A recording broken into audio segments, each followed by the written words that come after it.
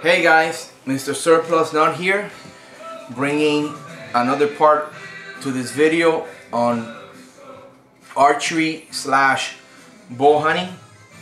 And right now we're pretty much to the final videos on equipment. If I leave something out and you guys want to leave me a comment, ask me for in a certain thing, you can do that. I want to talk about, I will say, one of the most important things, which is your arrow. You can have the best bow, all the best components on there, but if you don't have pretty decent arrows, you pretty much ain't gonna do anything. So I want to talk about you guys on arrow selection. What arrows should I buy, Mr. Surplus? Should I go and spend $150, $130 on 6 arrows, carbon fiber arrows, which most brands are made out of already, full metal jackets and precision killers and blow through Magnum. I'm just making up brands. You don't need to do that. Okay, buy something that's decent, that's precise, and that you're getting value and a bargain for your money. The way the economy is, you want to go spend on 6 arrows that if you start using them for practice at home shooting, you might split them, you might bang them, scratch them, whatever. Go ahead, 120 bucks. I don't. Since I started, I actually bought these thinking they were just going to be practice arrows. Red heads from Bass Pro Shops. Red heads, Carbon Furies, 45-60s. Plastic blazer vanes, 1 inch. They came with the white knock. Okay, they have the blade, the vanes in white and orange, white and green, and I believe white and black, or what, different colors. I wanted to get the white and green because since the middle little sticker is green, okay, I wanted to make it match. So I figured, you know what, I'll get the green and white. And then I bought a little pack of 12 green knocks, regular knocks, and I went ahead and I put them on there.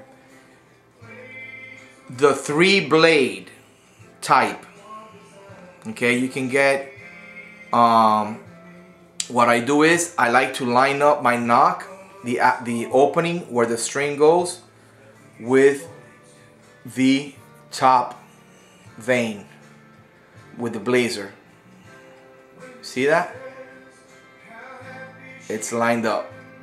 So when I put it on my string and I shoot it, even though my drop release rest is gonna drop right away, I want to make sure that the flattest part is what's going by.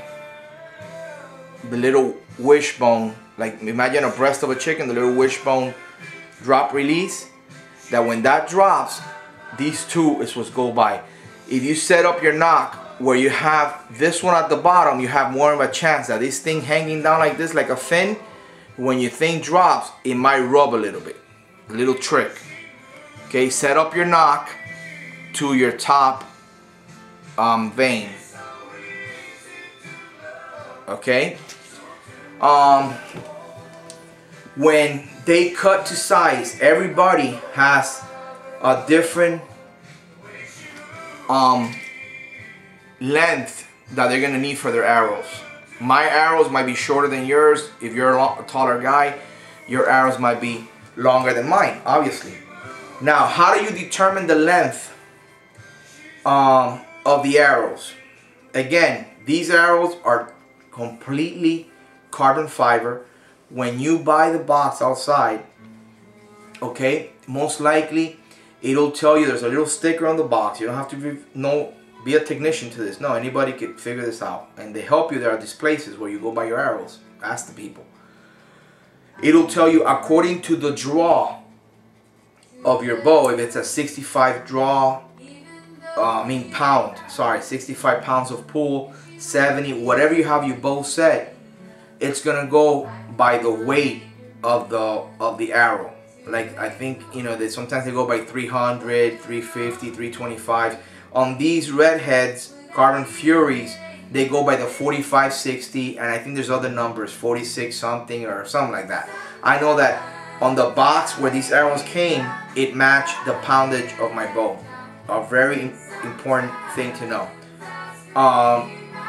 And what length do I need on my bow? Well, when you draw back, you're only supposed to have about an inch past your arrow rest.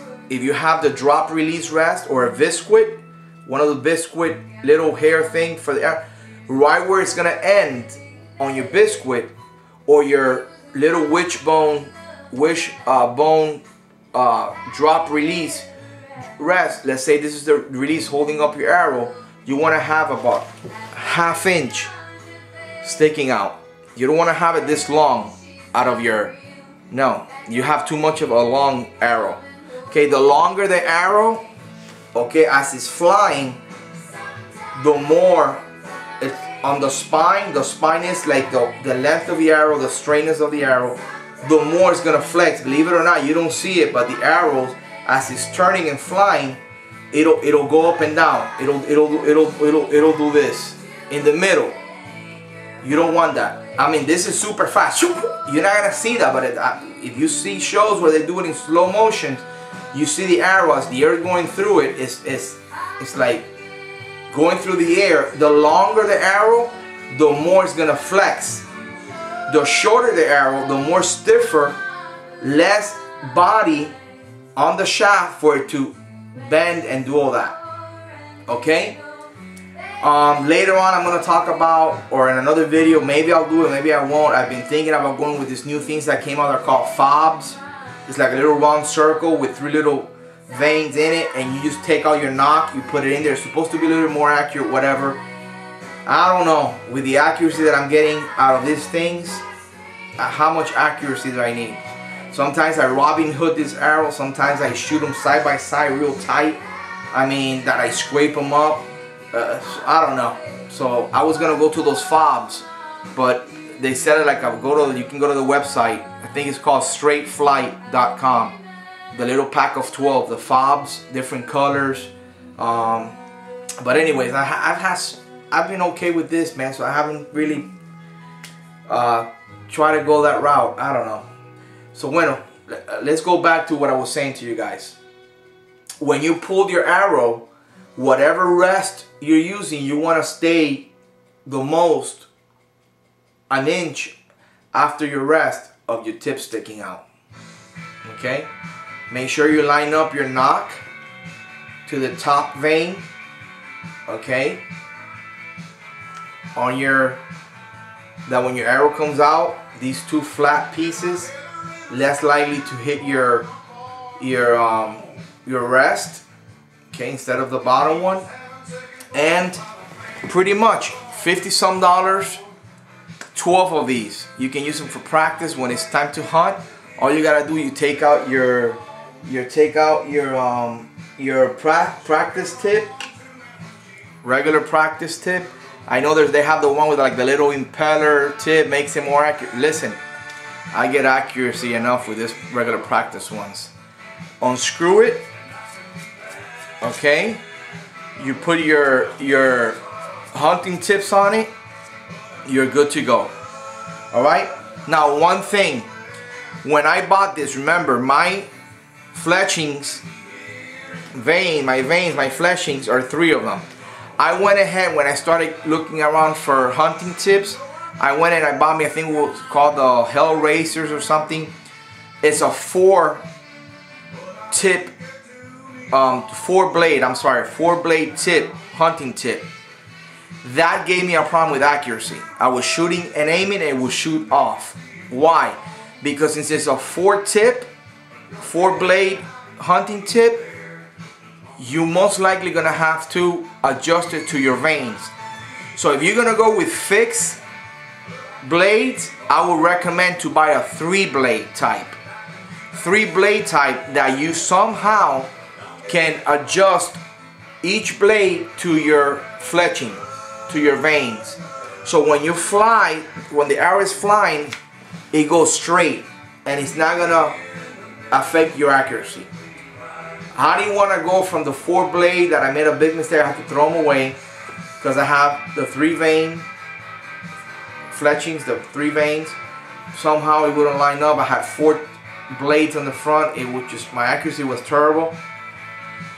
My buddy told me, dude, go to Rage, buy the Rage blades. They sell you a pack of 3 with a practice one, which I think the practice one is right here. This is your practice tip that it comes with a package, and this is the real one. Okay, that's the Rage 2 blade. It cuts up to like 2 inches on the animal, and this is your practice. See how it's very similar? So this is gonna simulate this one, and it's gonna fly like if it's the real thing. Now, when I put the Rage 2 blade Rage on these, I didn't have to adjust anything. This thing shoots, even the real ones, but this one, which is the same thing, it's got the same weight and everything. It shoots just like your practice tips. I will not switch to any other hunting tip. Okay, I will stick to the Rage. I've hunted with those. They are unreal. The opening on it, you can stick a lemon in it. Huge 2-inch gap. The blood trail, unbelievable. You find your animal quick, doesn't run more than 20 yards, 25 yards. Unreal, the opening. It is impressive. And they shoot at any distance. Whatever you're using your tips to practice, your practice tips, you use Rage. The 2 blade. I haven't tried the 3 blade, the 2 blade, and it will not change your accuracy at all. So, what arrow should I go with? The expensive one? I can't tell you the cheaper ones because right now with the advance in technology, in everything, everything's good out there. The cheapest arrow out there, the cheapest carbon fiber arrow, it's like better than any arrow 5-10 years ago. Top notch. So do your homework, shoot with it, whatever you like, whatever suits you, whatever you're getting good accuracy with, stick to that. Remember, when you change your arrow weight, if you set up your pins on your sight to a certain arrow, a certain length of your arrow, if you go to another arrow that weighs less or more, and it might have a different length, now your accuracy is going to change. Your groups are going to change. It'll be just like when you're shooting your rifles, and you're shooting different grain bullet tips, different type of combination of powder. All that is going to change your groups. Same thing in archery. That's why the combo that I have, I'm sticking with it. I practice with it, and that's what I use to hunt with. What do? I just change the tips from practice field tips to regular hunting tips. But I stay with the same arrow, same spine weight, same length of arrow, the same arrow, just with the tip. And when I practice with the practice tip, it never changes my point of impact. Not a problem. We'll do some shooting in a little while. Alright? I'll catch you guys. Leave me a comment, subscribe to my channel, Mr. Surplus. Check you guys out later.